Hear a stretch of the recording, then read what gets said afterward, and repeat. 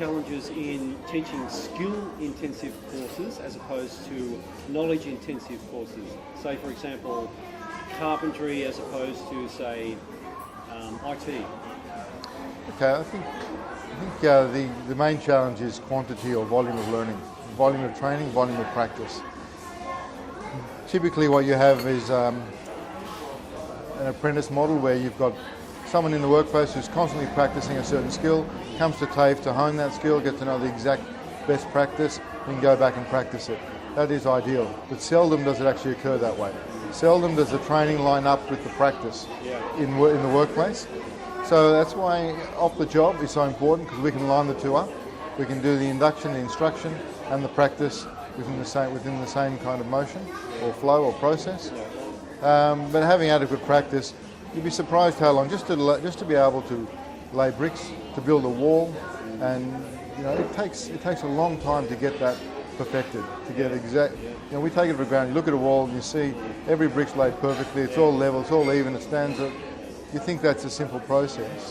In fact, it takes a lot of practice. It can take up to a year for someone to be able to do that competently and proficiently and at speed. The good thing about IT is that you can practice.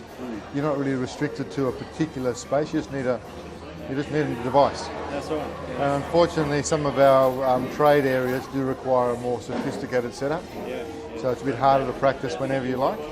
And that's what I'd like to, my journey and as a director and what I'm aiming to do is to create those spaces. The open workshop concept, which is about having a space available for ongoing practice for learners to book into and have access to until they master that skill. So we're not restricted to a timetable that's based on a teacher. It's more based on the learning and true competency-based training. I'm just thinking about some of the training providers, some of the private providers that set up and they do courses that are information intensive.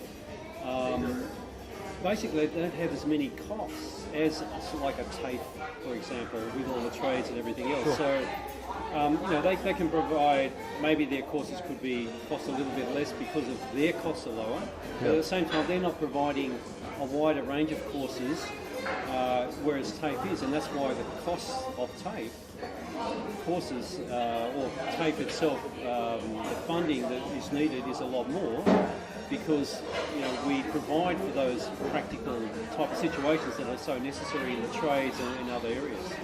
Absolutely, I think it's a huge asset that the government provides for society and for the industry.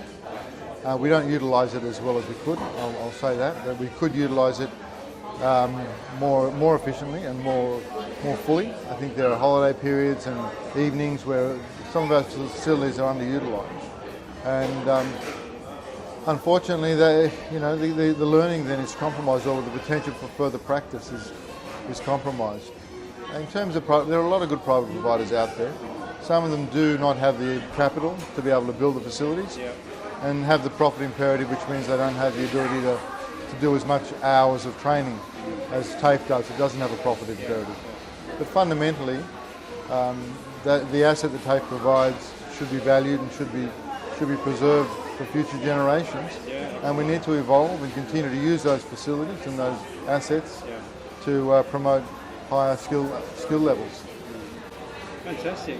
All right, Mark. Well, is there anything you want to add before we finish the interview or not? No, I think it's a great conversation. I really enjoy talking about this stuff. I've spent a long time in education and training, 24 odd years, and this is a constant dialogue that I have with various people around how can we improve and how can we provide the best service. Okay.